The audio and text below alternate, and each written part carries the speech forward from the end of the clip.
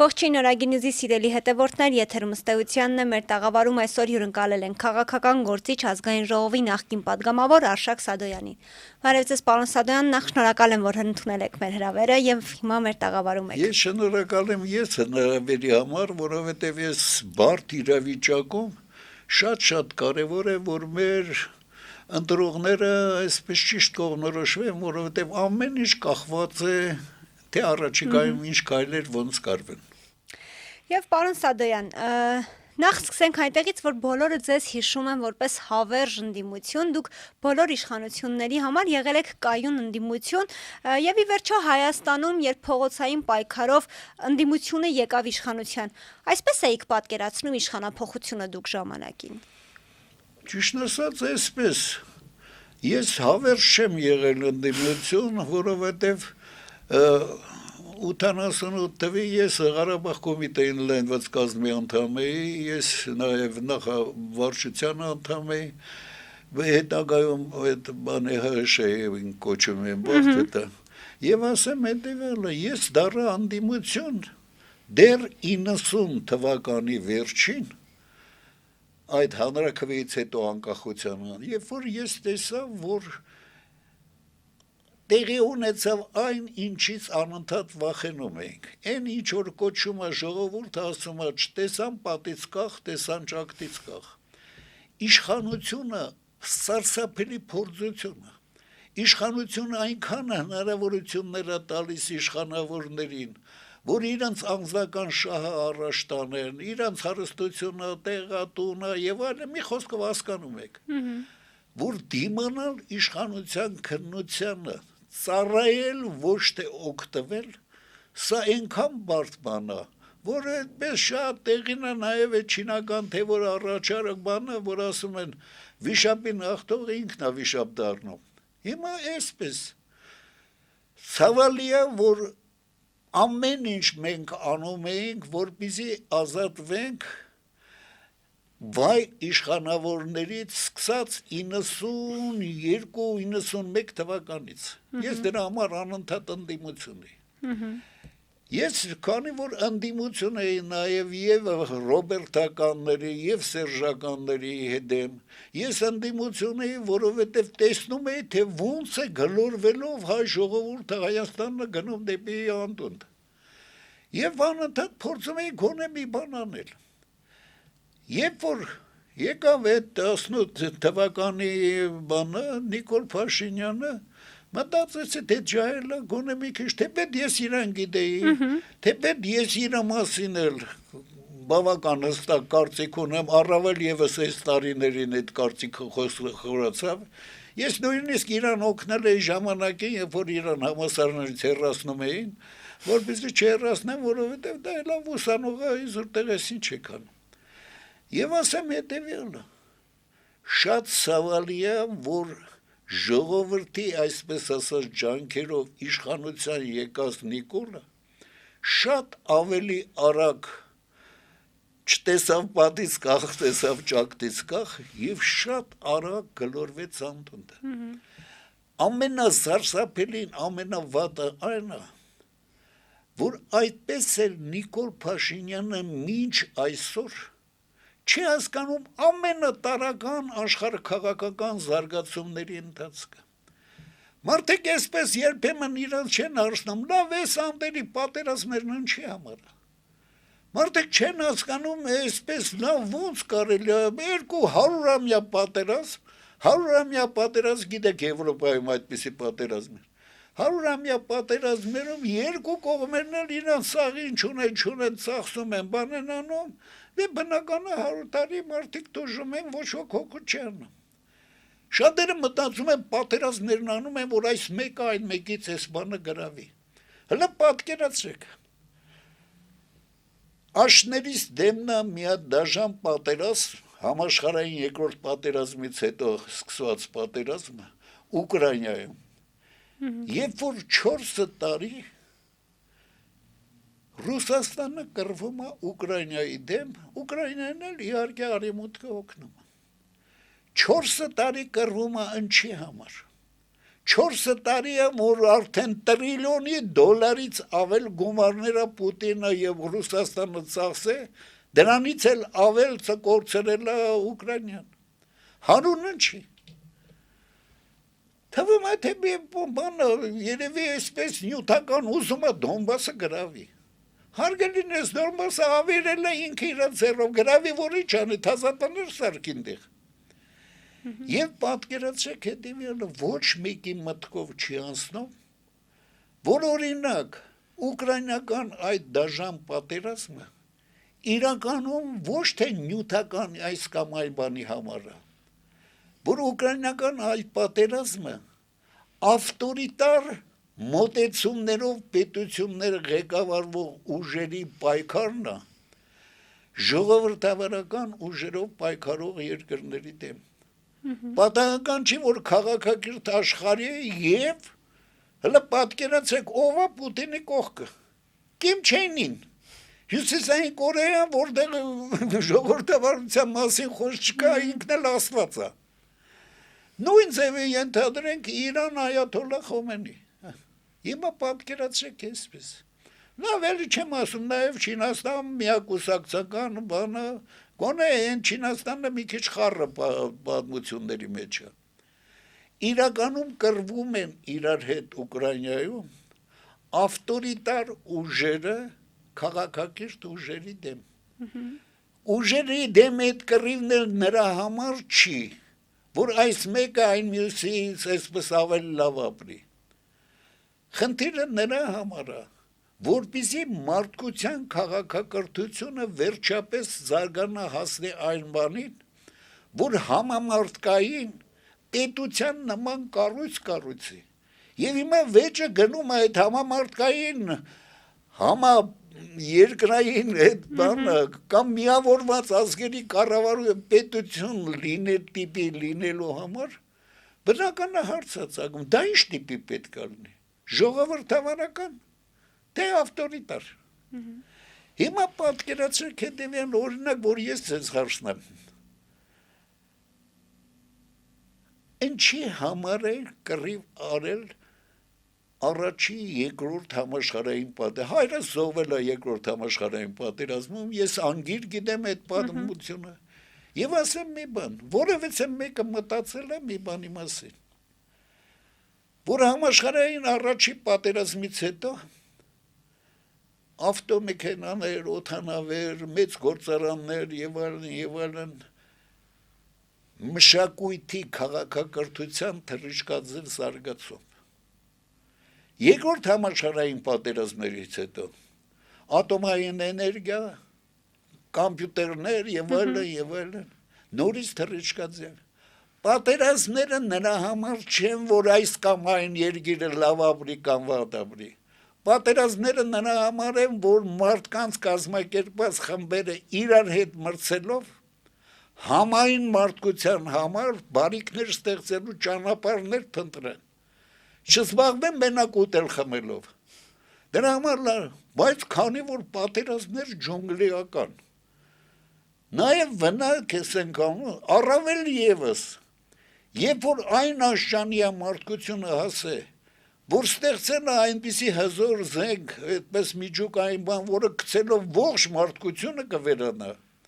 բնական է մարդկությունն ուզում է հիմա, պետք է ավելի շուտ մարդկությանը հիմա, որպեսզի կարգավորված լինի, այդպես,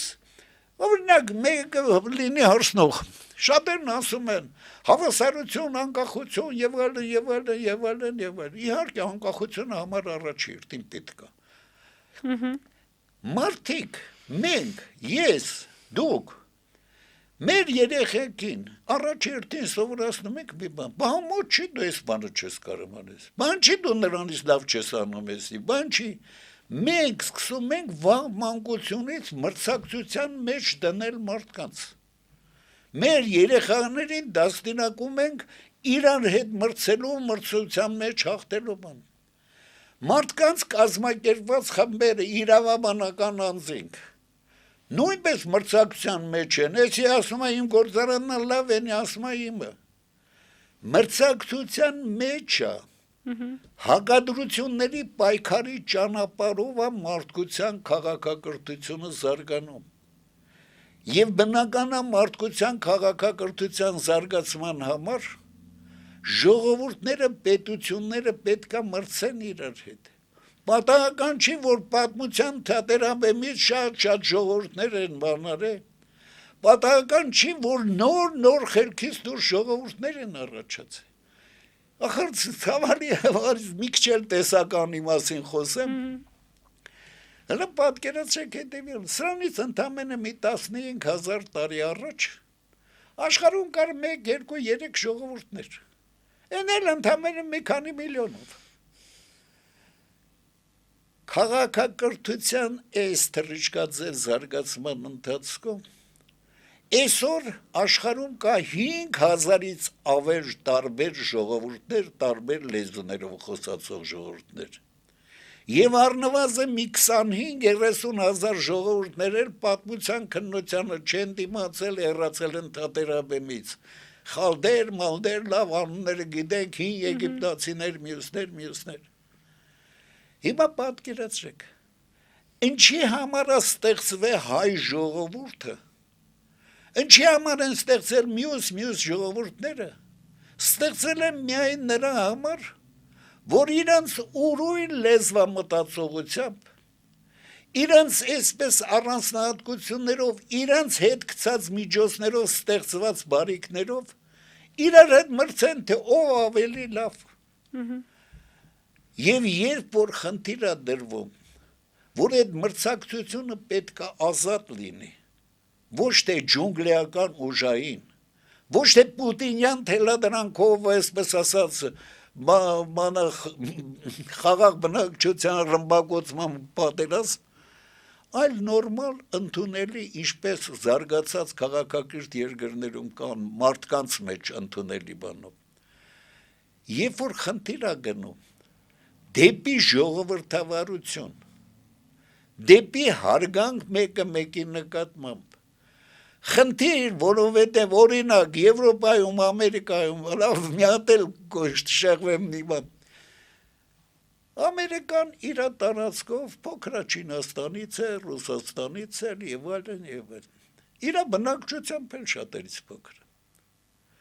Հիմա հարց, ինչը պատճառ եղավ, իր հարստություններով էլ շատ չի։ Անկահունքային։ Ամերիկայի առաջխաղացման հիմնական եղավ այն, որ Ամերիկայում հավաքվեցին աշխարհի տարբեր խելոք մարդիկ, եւ այս խելոք դիմացկուն պայքարող մարդիկ, եւ ունենալով որոշակի ազատություն իրենք իրանցը պահպանելու, ստեղծեցին այսպես կոչված բազմամշակութային առողջ միջավայր, եւ այդ միջավայրը սկսեց այնքան բարիքներ ստեղծել, որ հիմա Ամերիկան համար առաջի երկիրն աշխարհում։ Եվ ոչ ոք չի էլ հասկանում, շատերն ասում են, այդ եվրոպացիները այդքան հիման են, արաբներին, բաներին խեն թողում կան, հայերը խեն գնաց այդ կան իրենց։ Եվրոպան էլ է հասկանում, որ բազմամշակութային միջավայրը առավելություն է։ Պարոն Սադոյան, հետ գալով Հայաստան, ինչ եք կարծում, Նիկոլ Փաշինյանը ճիշտ արտաքին քաղաքականություն է վարում մեզ իբր արևմուտք տանելով։ Իսկ վարում է արդյոք արտաքին քաղաքականություն։ Դե իբր արևմուտք է տանում մեզ։ Նիկոլ Փաշինյանը արտաքին քաղաքականություն չի վարում։ Նիկոլ Փաշինյանը վարում է իմիտացիոն խայտարակ աթոռապաշտական քաղաքականություն։ Եվ նրա բուն գործնեության իմաստը հետևյալն է։ Տեսեք, ասում է, բալանսավորված քաղաքականություն։ Հարգելիս,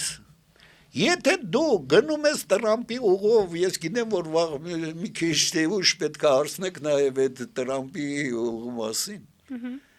Եթե դու Ամերիկայի հետ ուզում ես գործ անել, իսկ այդ գործը ոչ միայն դեմ է, այլ խանգարում է շատ Ամերիկայի, ասում եմ Ռուսաստանին, խանգարում է Իրանին, խանգարում է այսպես ասած ավտորիտար երկրներին, երբ որ Ամերիկան ուզում է տեր կանգնի հարավային Կովկասին, իսկ Ռուսաստանն ուզում է իր ունեցածը չզիջի, դու ոնց կարաս երկուսի հետ էլ լավ լինես։ Դու այնքան հիմար ես քո այդ կարճ ուղեղով, որ չես հասկանում, որ հնարավոր չի մի կողմից Տրամպի ուղի վերցնել, մյուս կողմից ասել ես Նիկոլ Պուտինի հետ շատ բարեկամ եմ, լավ եմ եւ այլն, ինչ ընդամենը 2 օր առաջ ասեց։ Ոնց կարող ես դու բալանսավորված քաղաքականություն վարել բոլորի հետ, երբ որ այդ բոլորը իրար հետ աշկի դեմը կռվում են։ Եվ այս այսպես ասած քաղաքականությունը մարդիկ ասում են, արա ինչ քաղաք։ Հարգելիներս, դա ընդամենը ծանծաղեմիտ մարդու քաղաքականությունը որ չի հասկանում։ Հələ պատկերացրեք հետևյալը։ Նիկոլ Փաշինյան, եկեղեցու հետ կապված պատմությունը։ Հարգելի Փաշինյան, ախր ես գիտեմ քեզ ուսանող տարիներից։ Ինչպիսին եք հիշում նրան։ Հա? Ինչպիսին եք հիշում Նիկոլ Փաշինյանին։ Ես Դեռ այն հիշում եմ ժամանակ երբ հետևյալը. ընդդիմություն էր։ Դեռ խորթային ժամանակներից այսպես ուղեղները քիչ թե շատ կերած, բայց դրա դեմ մի քիչ պայքարած ջահելներ, որոնք այդպես էլ, այսպես ասած, փիլիսոփայական ընդհանրական հարցերի խորքերը չհասկացան։ Դրանք ընդամենը դարձան դեղին մամուլի, այսպես ասած, գործիչներ, հասկացաք երևի ինչ եմ ասում։ Հիմա պատկերացրեք հետևյալը։ Դարին Նիկոլ Փաշինյանին հասկացա մի բան, որ հարգելիս աշխարհը քաղաքակրթության պատմության ընթացքը քաղաքակրթության զարգացման հրամայականով է կարգավորվում։ Դրա համար են եղել պատերազմները, դրա համար են եղել դարձել ձևավորվել հայ ժողովուրդը եւ մյուս ժողովուրդները, որովհետեւ աշխարհի դարդուցավը չի, որ ես կամ դուք լավ ապրեք։ Մեր մեծ բանաստեղծն ասե գործն է անմահ լավ իմացեք։ Հարգելիներս, մենք մեր համար չենք ապրում։ Մենք ապրում ենք գործի համար։ Մեր գործն էլ այսպես որոշվել է, քանի որ հայ ենք, հայ ժողովրդի գործն է։ Եվ եթե հայ ժողովրդի գործը մեր գործն է, դու ինչ ես մտածում։ Այդ գործը անելուց դու պետք է առաջ երթին բերես, համախմբես, միաձուլես, համազգային կառույցների միասնական համակարգ ստեղծես, որպեսզի այդ համակարգը իր կազմակերպվածությամբ դիմանա մյուս ազգերի հետ մրցակցության պայմանին, թե պետք է այսպես ասած բոլորի հետ էլ հավասար ինչ-որ ճանապարհ։ Լավ մի բան էլ ասեմ ձեզ, որ ինձ առանձնապես դառնացրել է Նիկոլի հետ։ 21-րդ այս դարում գոնե բոլորի համար, հավանաբար նաև ձեր համար էլ հասկանալի կլինի, որ երբ որ խնդիր չկա, ես Երևանից Լոս Անջելես զանգում եմ, խոսում եմ, նույն կարգով, նույն հաջողությամբ, նույն ծախսերն անելով, ինչ որ Երևանից Երևան, հաճախ նույնիսկ Երևանից Երևան ավելի դժվար է լինում, քան Երևանից Փարիզ։ Երբ որ աշխարհը մի բուռ է դառը, երբ որ այսօր Հայաստանում ընդամենը արտագաղթ եւ այլն մնացել ընդամենը 2.5 միլիոն, էդ էլ կարողա չէ, միլիոն մարդ,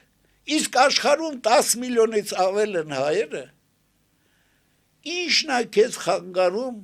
օգտվելով 21-րդ դարի հեռակապի հեռահաղորդակցման, ընդհանուր հեռակառավարման, հեռակարգավորման այն հզոր համակարգերը, որ տեխնիկան մեծ տրամադրել է, համատեղ ջանքերով, գոնե օրինակ վեկալելով Իսրայելից, մյուսներից, ստեղծել աշխարհով մեկ հայ ազգ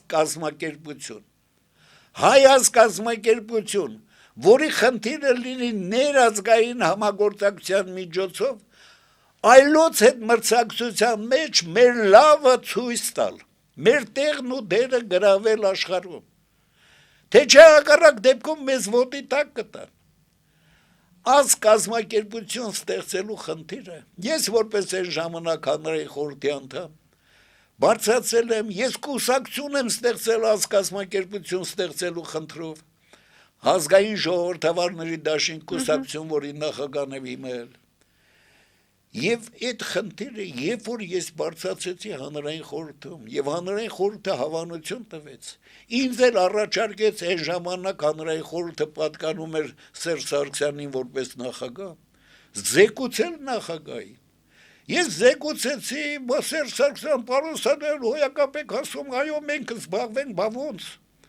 Անցավ մի ամիս, 2 ամիս, 3 ամիս, ոչ մի զբաղվենք, անցավ 6 ամիս։ Դիմեցի այն ժամանակվա Սփյուռքի նախարար Հրանուշ Հակոբյանն, ես ինչ եք անում։ Դե պարոն Սադոյան այսպես վերջը չդիմանցավ, ասես դե իրենց այնքան չի հետաքրում, դե Ղարաբաղից եկել են այսպես։ Հիմա պատկերացրեք հետևյալը։ Երբ որ 18 թվին Նիկոլը գալիս էր իշխանության, ես որպես Սերժի մյուսների ընդդիմություն շատ այսպես ուրախությամբ ողջունեցի, օգնեցի էլ դաժե եթե իմ օգնության կարիքը զգում էր։ Եվ հետո մտածեցի, դե այն Սերժ Սարգսյանը չհասկացավ ազգազմակերպության բանը, դիմեմ ես Ջահելին, մի քիչ ավելի մանրամասն նկարագրեմ,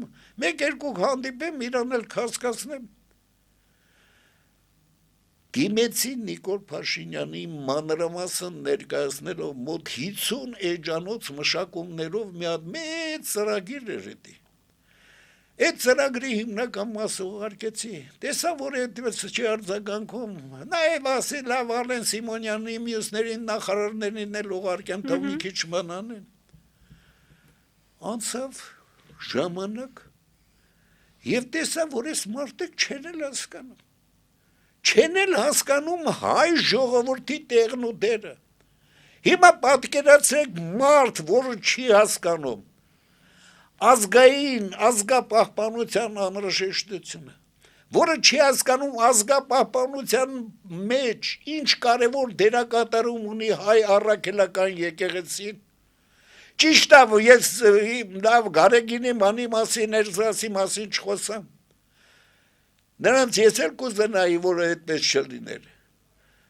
բայց երբ որ դու չես հասկանում ազգապահպանման խիստ անհրաժեշտությունը, երբ որ դու քարտեզ ես ցույց տալի կտրտված բանից այդպես բանով, ես իրական Հայաստան, մեր պատմության մեջ ինչ, հարգելիս ինչ ես ասում, ուրեմն 10 միլիոն հայությանը գցենք դեն, Մենակ իրական Հայաստանում ապրող 2.5 միլիոնը։ Լավ ումն ասեմ կամ մեզից մեկը, որի բարեկամ ծանոթ չկան դրսում ապրող։ Ինչ է նրանք հայ չեն։ Ինչ է նրանք, որ Նիկոլին չեն ընտրել, իրավունք չունեն հայոց բանա հայրենիքը իրանց հայրենիքը համարել։ Հələ պատկերացրեք ազգայինի դերն ու նշանակությունը բոլորովին չհասկացող մարդ դարձել է իշխանավոր, այն էլ համարը առաջին։ Եվ երբ որ Էրդողանը, հələ պատկերացեք մարդ, որ չի էլ հասկանում ցեղասպանություն դատապարտելու խորը անհրաժեշտություն։ Երբ որ Էրդողանն ասում է, պարոն Փաշինյան, ընդ որում ասում է ապրիլի 24-ին ուղերձում, դիտմամբ ասում է պարոն Փաշինյան, այս Սփյուռքը ձեզ պարտադրում է ինչ-որ պատերազմների, կռիվների, բաների, իրանց չենթարկվեք, աշխատեք հեռու մնալ։ Եվ Նիկոլ Փաշինյանն էլ վազելով թեմա գնում, դաժե լավ բան չանեմ, մի խոսքով ազգապահպանման խնդիրը համար առաջի խնդիրն է։ Առավել եւս մի շատ պարզ պատճառով սակավաթիվ բնակչությամբ 2.5 միլիոն բնակչությամբ հնամաշ քայքայված սովետից ժառանգած տնտեսությամբ ավելի ցավալի է 20 թվի խայտարակ պարտությունից հետո Երբ որ մենք կորցրեցինք շատ մեր պաշտպանական համակարգի մեծ կորուստներ, էլ չեմ ասում 5000 էլ ջահել ջիվանների զոհեր տվեցինք, այս թուլացած Հայաստանը մենակ իր ուժերով, անկախ նույնիսկ նրանից այս ընտրություններում որ բան ուժը կգա իշխանության, Հայաստանը մենակ իր ուժերով հնարավորություն չունի 10 միլիոն ունեցող Ադրբեջանին, որի բյուջեն 2.5 անգամ Հայաստանից մեծ է, որի պաշտպանական համակարգը առնվազն 10 անգամ նրա զենք զինամթերքը մեզնից լավն է, մեծ է, էլ չեմ ասում նրա պաշտպան Թուրքիան, Հայաստանը մենակ հնարավորություն չունի եւ միշտ պետք է Նիկոլի պես կախ ոտները լիզելով ինչ-որ բան ուզի։ Ինչն է խանգարում մեզ, որպեսզի մենք գոնե Իսրայելից մի քիչ օրինակ առնենք, հրեաներից օրինակ։ Ստեղծենք 10 միլիոն հայության ազգ-կազմակերպությունը։ Տեսեք, ես Նիկոլին անձամբ ուղարկել եմ նամակ հետևյալ բովանդակությամբ։ Այսօր աշխարհում, քաղաքակիրթ աշխարհում ընդունված կարգա կան մասնավոր ռազմականացված կազմակերպություններ։ Մասնավոր ռազմականացված կազմակերպությունը թեպետ Ռուսաստանում օրենք տարգելում է, բայց Պուտինի թքած ունի օրենքների վրա։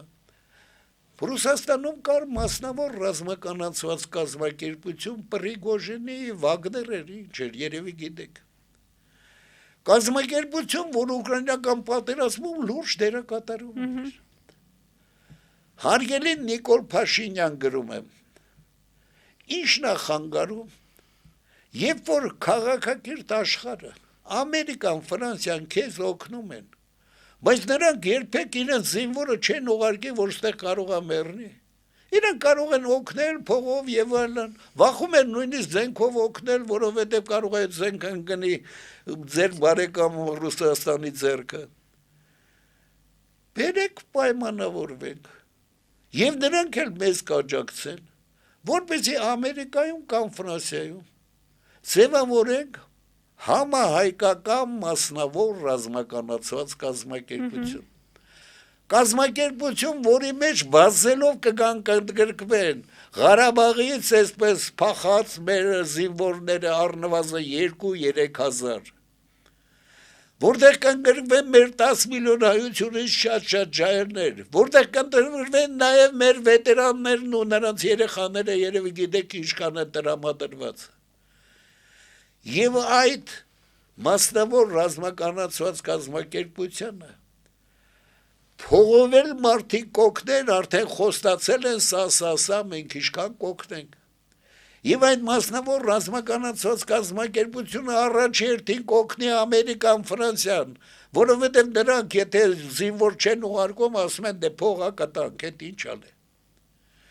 Եվ երբ որ այս բանն ասեցի, եւ եթե այդ բանը Նիկոլը մի քիչ շուտ լսած լիներ,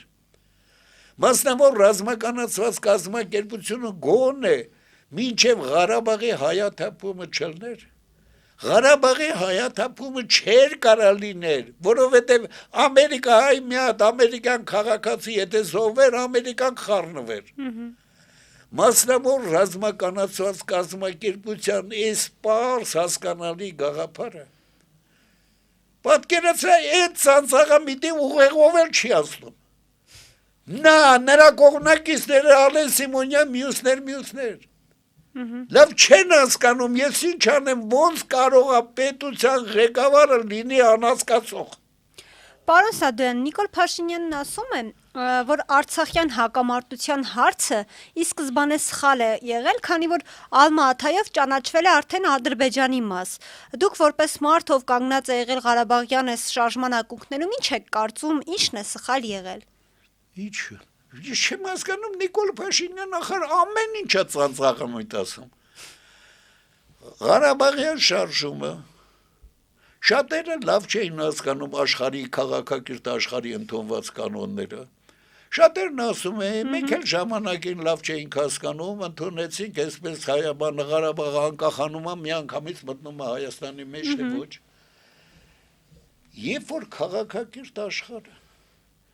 երևի գիտեք Հելսինկյան կոմիտե, երևի գիտեք Մինսկի խումբ, որ Ղարաբաղի հարցով էր զբաղվում, գիտեք, որ Մինսկի խումբը ԵՀԿ-ն ասում, ԵՀԿ-ի բանով, Ուրեմն դեռ 1976 թվին երբ որ ատոմային զենքը, որ ջրածնային զենքը այն աշաներ ասել, որ 1-2 պատերազմի արդեն վերջ, եւ երբ որ քաղաքակիրթ աշխարհը տեսավ, որ պատերազմների հիմնական պատճառը շատերը սարքում են անցյալում կորցրած տարածքները հետ գրավելու Սևրի պայմանագիր եւ այլն հասկանում եք ինչի մասին։ Եվ երբ որ այսօրվա Եվրոպայի քարտեզը ժողովուրդների տարածքների բանա Լեհաստան, մյուսներ Գերմանիա հենց, հələ պատկերացրեք, Գերմանիայի ամենակարևոր Պրուսիայի այսպես կարևորագույն քաղաք Քյոնիցբերգը հիմա կալինի գրադար Ռուսաստանի ձեռքին։ Բնական է գերմանացիները կասեն բերեք պատերազմ անենք հետ բերենք։ Բնական է հայերը պետք է ասեն բա վանը ես հավանեցեմ։ Բերեք վանը հետ բերեք։ Եվ քանի որ պատերազմների պատճառաբանության հիմքում միշտ դրվում է տարածքների վերաձևավորման հարցը, Հելսինկյան կոմիտեն նրա ընդունած դեկլարացիանով քաղաքակիրթ աշխարհի ուժերը ստիպելով նաև սովետին ընդունեցին օրենք տարածքների փոփոխության, սահմանների փոփոխության համար պատերազմներ պետք չլինեն։ Դա մենք բոլորս դատապարտում ենք եւ դրա պատճառով է քաղաքակիրթ աշխարհը հիմա դատապարտում Ռուսաստանին Ուկրաինայի վրա արձակվելու համար։ Ոչ մի դեպքում սահմանների փոփոխություն պետքա տարածքների բանը պետքա պաշտպանվի։ Միակ դեպքը, երբ որ տարածքները կարող են փոփոխվել, դա լինում է այն ժամանակ, երբ որ որոշակի ժողովուրդման տարածք ուզում է գաղութ չլինի, ուզում է անկախանա։ Միակ դեպքը այն է, միակ հնարավորությունն է, որ Ղարաբաղը ուզենա անկախանա Ադրբեջանից, ստեղծի իր անկախ պետություն։ Դրա համար է Մինսկի խումբը ստեղծվել։ Եվ այստեղ նորից խոսալ այն մասին, թե ինչ ազգային ինքնորոշման իրավունք եւ այլն։ Խոսել 91 թվականի Նիկոլ Փաշինյան լավ հասկացանք ծանծաղամի տետաշչան։ Լավ եւ այլն։ Դուք տարիներ շարունակ ազգային ժողովի հայտնի երրորդ խոսափողից ասում էիք, որ Լևոն Տեր-Պետրոսյանը ձեր խոսքերով լափել է մազութը, դրա պատճառով էլեկտրոէներգիա ձեր խոսքերով ասած լափել է մազութը Լևոն Տեր-Պետրոսյանը, որի պատճառով ես մեր ճշտեմ։ Ես երբեք ուղակի չեմ ասել Լևոն Պետրոսյանը, ասել եմ Գանգրայեր ավանակը երբեմն ասել, Բագրատ ինչան էր վարչապետը։ Լևոն Տեր-Պետրոսյանը կարող է նույնիսկ չէլ հասկացել դրա մասշտաբը, բայց վարչապետը այն ժամանակվա Բագրատ ինչան էր։ Լավ, ամենայն դեպս երևի գիտեք Գանգրայեր։ Բայց ամեն դեպքում տեսեք, հիմա ասվում է, որ այսպես կոչված մութ ու ցուրտ տարիների Բնական է Լևոնի չի առաջերտին։ Բայց ձեր մոտեցումները վերանայել եք այս մասով, թե ոչ։ Ձեր մոտեցումները այս հարցի շուրջ վերանայել եք, թե նույնն եք մտածում, որտեվ հիմա Ո՞նց կարող են վերանայել փաստեր։ Հարգելիներս, երբ որ Հայաստանից,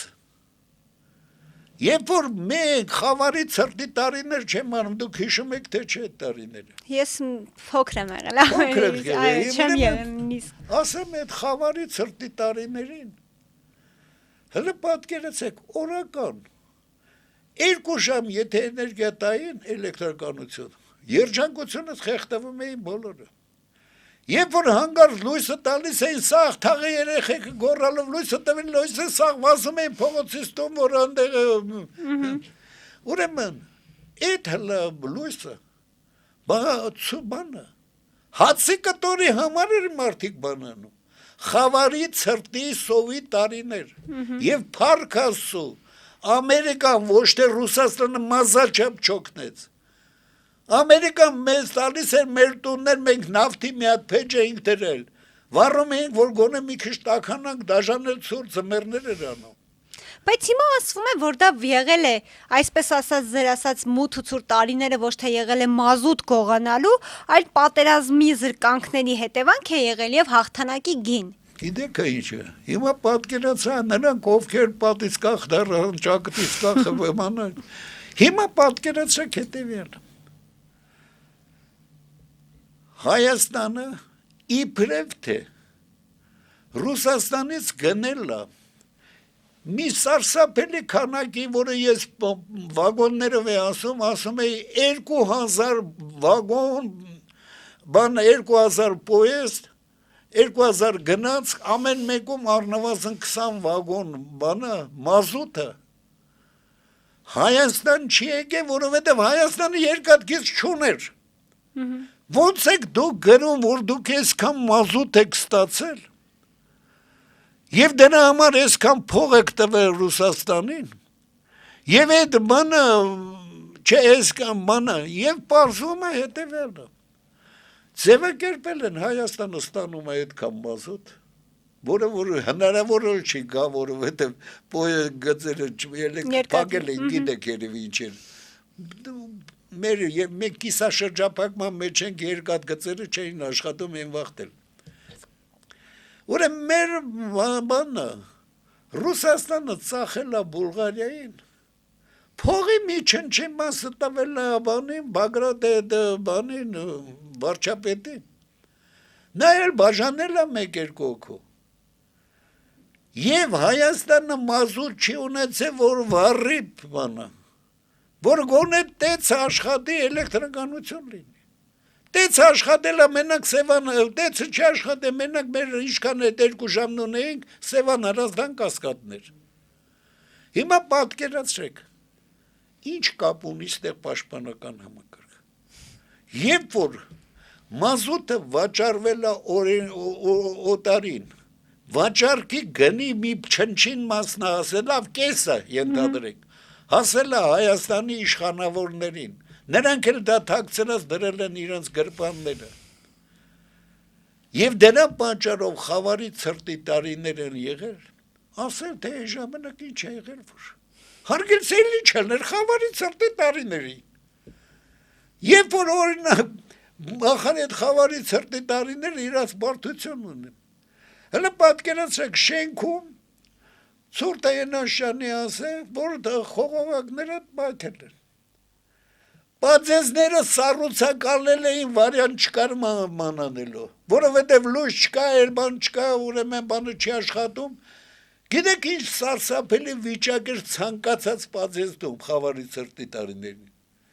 Եվ հիմա պատկերացրեք այդ դաժան խավարի ցրտի տարիներին, մի կերպ դիմացած տարիներին, երբ որ հետո հանկարծ պարզվեց, որ ընդամենը հիմնական պատճառը փող յուրացնելու պատճառն է։ Հիմա ասում են, դե ինչ մազութի գործ չի եղել, բայց ոչ չի եղել, երբ որ հազարավոր վագոններով ան եղել։ Եվ թղթերով է եղել, գրված թղթերով։ Դրա համար հատուկ կոմիսիաներ են ստեղծել, ես մի երկու, ընդ որում իմ բախտը բերել է։ Վերջի կոմիսիան, որտեղ քննարկվում էր նաև այդ հարցի հետ կապված էլեկտրոէներգիայի բանի հետ կապված հարցերը, վերջի կոմիսիայի նիստը եղավ այն օրը, երբ որ հոկտեմբերի 27-ին մարդիկ սպանվեցին։ Ես ազգային ժողովում էի, քանի որ ես իրավունք չունեի այդ օրը հարց տալ կառավարությանը, ինձ կանչեցին, ասեն, արի քննարկենք, մեկ հատ դուստը գործ չունես, արի մի հատ այդ կոմիսիայի հետ կապված մի հատ հարց քննարկենք։ Գնացին, նստել էին քննարկումը, մեկ էլ կրակոցների ցեներ եկավ միացած ռադիոից։ Ասում եմ, հետևել, եթե ես լինեի դահլիճում, կարող է իմ հետ էլ մի բան պատահեր։ Հիմա ես ասեմ հետևել, եղել է այդ պատմությունները, թաքցնել դա ջահելներից, խաբել ջահելներից, որ ինչ մազութի գործ, ինչ բան, հարգելի գանգրային ավանակներ, թալանել եք այս երկիրը, պատասխան պտի տակ, մեկը պատասխան պտի տակ, լավ, էլի ես ուղղակևորվեցի, և մի բան էլ ձեզ անձամբ ուզում եմ ասեմ ջահելներին, հլը պատկերացրեք հետևելը, շատերը, նույնիսկ ջահելները, ինձ օրինակ ասում են հետևյալը. դե այդ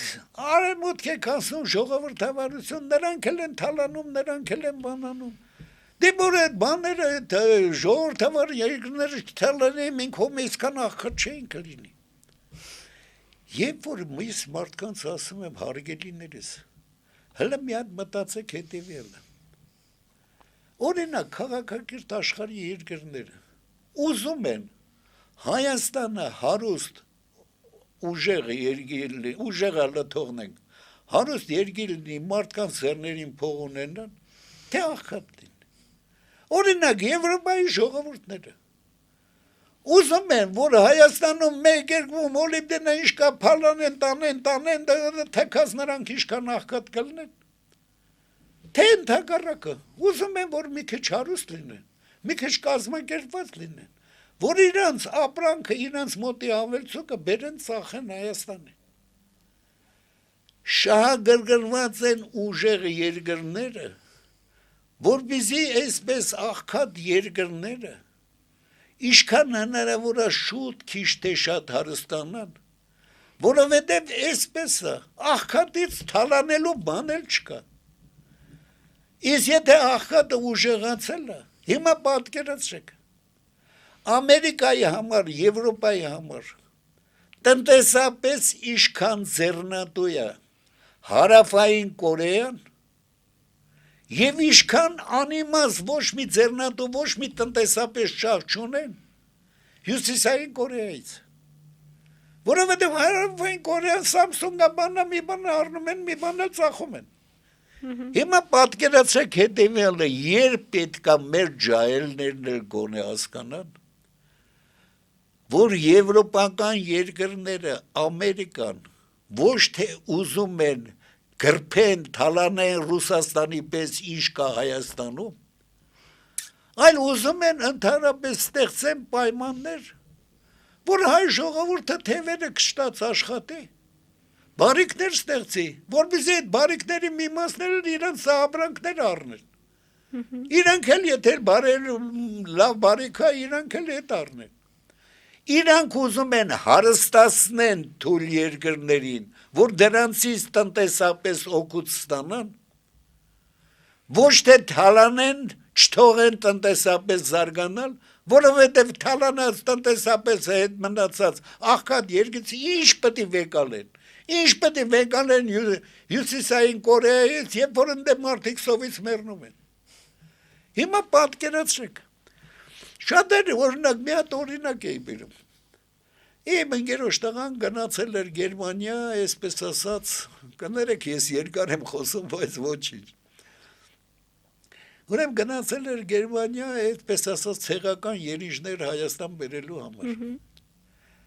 Իրեն տարել են գերմանական մի հատ ֆերմա, 4 հոգի աշխատում են, 5-րդը գալիս գնում է շաբաթը մի քանի անգամ։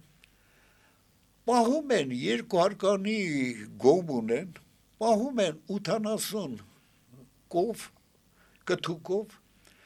ունեն մի փոչուր էլ հողակտոր թարմ խոտի համար, բայց հիմնականում այդ 80-ին կերակրում են գնված խոտով։ Ուրեմն այդ 4 հոգու բանա կովերից ամեն մեկը իրանց յուղատվության բանի համար կաթի եւ այլն ինչ-որ բարձր տոկոսներ ունի, տարեկան արտադրում է մոտ 10-12 հազար լիտր կաթ։ Հիմա Հայաստանում 2000 լիտր կաթ արտադրող կովը համարվում է լավ կով։ Հայաստանի մի ամբողջ գյուղ այդքան կաթ ու կաթնամթեր չի ստեղ, անասնապահական գյուղ, չի ստեղծում ինչքան այդ 4 հոգին։ Հիմա պարզ է մի բան, այդ 4 հոգին Հայաստանի գյուղացիներից ապրում են 10-15 անգամ ավելի լավ։ Բայց ով է ումը շահագործում, երբ որ կաթի գինը ամենտեղ համարյա նույնն է։ Հայաստանն է շահագործում Գերմանիային, երբ որ էժան գանով կաթ առնում, որովհետև Գերմանիայի ավելցուկա մի կերպ ծախսելու համար բան են անում, կաթի փոշի եւ այլն։ Թե Գերմանիա բանը Հայաստանն է շահագործում Գերմանիային, թե Գերմանիան Հայաստանին։ Գերմանիան Հայաստանից ինչ ունի տանելու։ Հիմա պատկերացրեք հետևյալը. խաբել մարդկանց,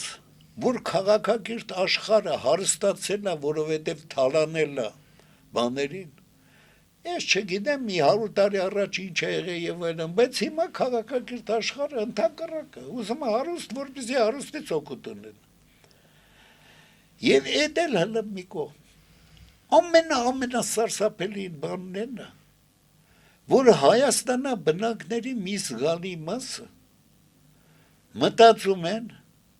որ նախկինները ավելի ազգային են, քան թե նոր եկողները։ Ну հաշվի առնելով, որ Նիկոլի այդպես սալպակասությունը ինչ հետ կա թողում, որոշ տեղերում նրանք մի քիչ ճիշտ են։ Բայց հիմա պատկերացրեք հետևյալը. դեպի քաղաքակիրթ աշխարհը կողմնորոշված, այսպես ասած, Եվրոպա մեծ կուսակցությունների ուժերի ներկայացուցիչները ազգային պատկանելության տեսակետից, ազգապահպանության տեսակետից ավելի ճիշտ ճանապարհ են ընտրում, քան դեպի հյուսիս աշները գցած ուժերը։ Հələ պատկերացրեք հետևյալը. երբ որ ես դպրոց պետքա գնայի, մեր տանը այսպես վեճ էր գնում, ինձ ուղարկել ռուսական դպրոց, թե հայկական դպրոց։ Լավ վերջում հայկական դպրոց բանը հաղթեց։ Չնայած շատերը գիտեմ, անունները չեմ ուզում տամ, նույնիսկ Ղարաբաղյան շարժման բանից, որ ռուսական դպրոց են ավարտել։ Ռուսկի միր, ռուսական լեզու, Դոնբասը այսօր Պուտինը Լավրովը հայտարարում են, բան նրանք շատերը ռուսերեն են խոսում, հետևաբար մենք պետք է գրավենք Դոնբասը։ Հարգելիս, դիտմամբ սարքում եք ռուսական դպրոցներ, դիտմամբ ամեն ինչ անում եք, որպեսզի ազգերը իրենց ազգայինը կորցնեն։ Եվ վերջում են միավորեք դարձնեք, մենակ Ռուսաստանի տարածքում առնվազն մի 20 ժողովուրդներ են եղել մանր-մունդր, որ հիմա չկան, մարիացիներ բաներ, որ ասում են, որովհետև մեկը լսել եք որոցի բան, չկան արդեն, դաժե թաթարների կեսը արդեն կիսառուս են։ Հիմա պատկերացրեք հետևյալը, ով է ազգայինը, դեպի Եվրոպա կողմնորոշվածները, թե դեպի հյուսիս կողմնորոշվածները, ոնց կարող է ազգային պատկանելության կարևորությունը գիտակցի ավտորիտար ռեժիմը բռնապետությունը, երբ որ բռնապետությանը ձեռ է տալիս մի բան,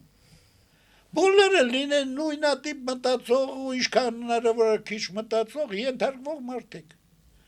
Բազմամշակութային միջավայրը վտանգավոր է բռնապետության համար։ Իսկ ժողովրդավարական երկրներում, որտեղ ազգային փոքրամասնությունների իրավունքներն ու ազատություններն են պահպանվում, որտեղ նրանք բոլորը հավասար իրավունք ունեն իրենց մայրանի լեզվով կրթվելու եւ այլն։ Հիմա որտեղ է ազգայինի տեղը, դեպի քաղաքակիրթ աշխարհ, թե դեպի ռուսկի միր։ Եվ հիմա պատկերացրեք մեր հայերից որ մեկը քուչ են, որ հիմա դուրս կամ հասնեմ, կասեն դե Եվրոպամետները ինչ ազգային։ Այդ ցավները տանեմ Եվրոպամետներն են ազգային, իսկ ռուսամետները հակ ազգային են։ Լավ էլի ես։ Պարոն Սադոյան, դուք խորհրդային տարիներին մտավորականության ներկայացուցիչ էիք։ Կարոտել եք այդ տարիները։ Ես ասեմ հետևյալը։ Նախ ես այսպես ասած ավելի շուտ նաև գիտության ուղղության բան էի։ Բայց կարոտում եք այդ տարիները դուք։ Ասեմ հետևյալը, ես նաև կարոտում եմ, նաև օգտագործում եմ այդ տարիները։ Շատ մի կներեք մի բան ասեմ, որ մի քիչ բարդ է ասենում։ Ես ավարտել եմ համալսարանը, ես մի 3 տարի սովորել եմ պոլիտեխնիկում, հետո դիտմամբ տեղափոխվել եմ մի տարի էլ կորցնելով համալսարան, այն ժամանակ թվային մաթեմատիկա էր կոչվում, հիմա կոչվում է կիրառական մաթեմատիկա, մի խոսքով ավարտել եմ այդ բաժինը, այդ բաժնից ես էվրիստիկ ծրագրավորման բանով գնացել եմ ասպիրանտուրա Մոսկվա, 4 տարի եղել եմ Մոսկվայում, եւ ասեմ հետեւյալը, Իմ խնդիրն էր Էվրիստիկ ծրագրավորումը մոտորապես եթե կոպիտ ասեմ հետևյալն է մարդուն հաշնում ես այս բանը ոնց անում ֆորմալիստն ասում ես դրա ասացի հիման վրա մի հատ ծրագիր է ստեղծում տալիս ես կոմպի մուր կոմպանի դու մարդուն հաշնում ես ոնց է սամալոտ քշում հասկացաք երևի չեմ բայց երբ որ մարդուն հաշնում ես մարդը պատասխանում է շատ բաներ հնարավոր չի լինում ֆորմալիզացնել Եվ ես առաջի հերթին հասկացա մի բան, որ առանց մարդու հոգեբանությունը հասկանալու հնարավոր չի էվրիստիկ լուրջ ծրագրավորում անել։ Մարդու հոգեբանությունը հասկանալու համար իմ բանի մոսկովյան ասպիրանտուրայի 4 տարիներից առնվազն 2.5-3-ը գնաց հոգեբանության ուսումնասիրման։ Եվ ես եթե առիթից օգտվեմ մի քիչ էլ գիտական այսպես թեմայից խոսամ ասեմ հետևյալը, հլը պատկերացրեք հետևյալը, երբևիցե, նախ մի բան ասեմ հետևյալ, այն ինչ ես ուսումնասիրեցի գիտության մեջ և շարունակեցի աշխատել, գրեցի համապատասխան հոդվածներ, բաներ և այլն, ես 20 տարի մինչև 90 թիվը համասարանի աշխատող էի, Երևանի պետական համասարան, և ասեմ հետևյալը, Երբ որ ես անցա արդեն ավելի ճիշտ ասած քաղաքականությամբ սկսեցի զբաղվել դեռ 70 թվի, երբ որ Մոսկվայում հետասպիրատական տարիներին ծանոթացա Վազգեն Մանուկյանի, Վրեժ Համբարձումյանի մյուսների հետ, մենք այն ժամանականից եսը լավ այդ թողնենք հələ։ Եթե դուք կարոտել եք փաստացի այդ տարիները, կարող ենք ասել, որ դուք զղջում եք, որ մասնակցել եք Հայաստանի անկախացմանը։ Իրարից չեմ էլ տարբերում այդքան, որ կարոտեմ կամ չկարոտեմ։ Հələ պատկերացրեք հետևյալը։ Երբ որ ես ուսումնասիրեցի մարդու գիտակցության ընթացքը, հիշողության ընթացքը, եւ երբ որ սկսեցի ընդհանրացնել, տարածել, որ հասնեմ մինչև համակարգիչ, առաջին միտքը, որ իմ մոտ ծագեց, դա հետևյալն է։ Իսկ մարդկանց կազմակերպված խմբերը, գիտեք երևի արհեստական բանականություն, արհեստական բանականություն նեյրոնային ցանցեր, նեյրոնները առանցին, այսպես ասած, կամպյուտերիկներ են, իրանց համար լավ աշխատում են, իրանց սվյալ կապերն են ստեղծում եւ այլն, Եվ արհեստական բանականությունը փաստորեն հիմա հազարավոր փոքր կամպյուտերներից կազմված մի հատ ցանց է։ Լավ էլի ես շեղվեցի բանով, ասեմ հետևյալը։ Ես առաջ երթին փորձեցի հասկանալ հոգեբանության բանից։ Երբ որ կա ֆիզիկական մարդ, ֆիզիկական մարդու հոգեբանություն։ Իրավաբանական անձ, մարդկանց կազմակերպված խմբեր։ Մարդկանց կազմակերպված խմբերը ունեն իրենց սեփական բանականությունը, թե ոչ։ Հիմա օրինակ հələ պատկերացրեք հարց, ինչքան է դա գիտական, ինչքան է այսպես ասած քաղաքական։ Հազարամյակների մեջ ապրող հայ ժողովուրդը ունի իր սեփական բանականությունը, թե ընդամենը հույսը դրել է Նիկոլի կամ մյուսի բանականության վրա։ Կա արդյոք մարդկանց կազմակերպված խմբերի, իրավաբանների, իրավաբանական անձանց բանականություն, իրենց եսը, ոնց որ օրինակ արհեստական բանականության բանը, ինչքանով է օրինակ հնարավոր, հələ մի բան էլ ասեմ լավ, որպես ջահել ձեզ էլ բան, ես մի տրիլիոնից ավել բջիջների այսպես համախումբ եմ, բազմաբջիջ կենդանի եմ, բոլոր բազմաբջիջ կենդանները բազմաթիվ բջիջներից կազմված, իմ ամեն մի բջիջը շատ ավելի բարդ է, քան ստե խոլերայի, էլ չեմ ասում կորոնավիրուսի վիրուսը, շատ ավելի բարդ բջիջը, կենդանի բջիջը, այս կենդանի բջիջը ուզում է ապրի, կենդանի բջիջը ուզում է կիսվի, Բայց կենդանի բջիջը իմ բջիջների մեծ մասին դաստիարակել են այսպես. Դու պետք է այսքան ասեք 2-3 տարին մեկ բան անես, ու մաշկի բջիջներ ավելի շուտ բան է, ես ինչ եմ այսքան երկար ասում, որտեղ Մոսկվայում ես ներողանը իրանց համասարանի այդ համապատասխան բաները հոգեբանության բաժնում էի։ Ասեմ հետևյալը. իմ բջիջների կյանքի միջին տևողությունը բացի նեյրոն բջիջներից, որոնք ամբողջ ժամանակ է մնում, կյանքի միջին տևողությունը 2-ից 5-6 տարի է։ Իմ այս կյանքի ընթացքում ես այնքան բջիջների սերնդափոխություն եմ ունեցել,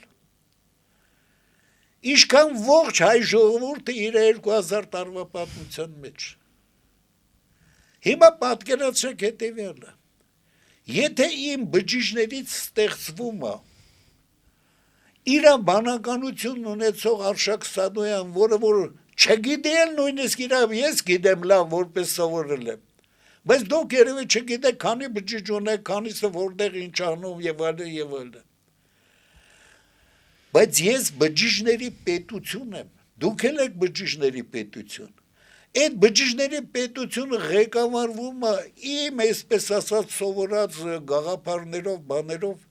Ես նպատակներ ունեմ, բայց երբեմն որոշ մարդիկ այնքան հիմար են լինում, որ ինքնասպանություն են գործում, այսինքն այդ բջիջների պետության մի ղեկավարը իր սաղ բջիջների զոհում է, որովհետև այսպես դարդուցավ ունի։ Հիմա պատկերացրեք հետևյալը, ինչի եմ իսկան երկար ասում։ Պետությունը նայել որպես իրավաբանական անձ, պետության հիշողություն, պետության նպատակներ ու բաներ, պետության գործնեության կարգ, եւ ոնց է պետությունը իր օրենքներով, իր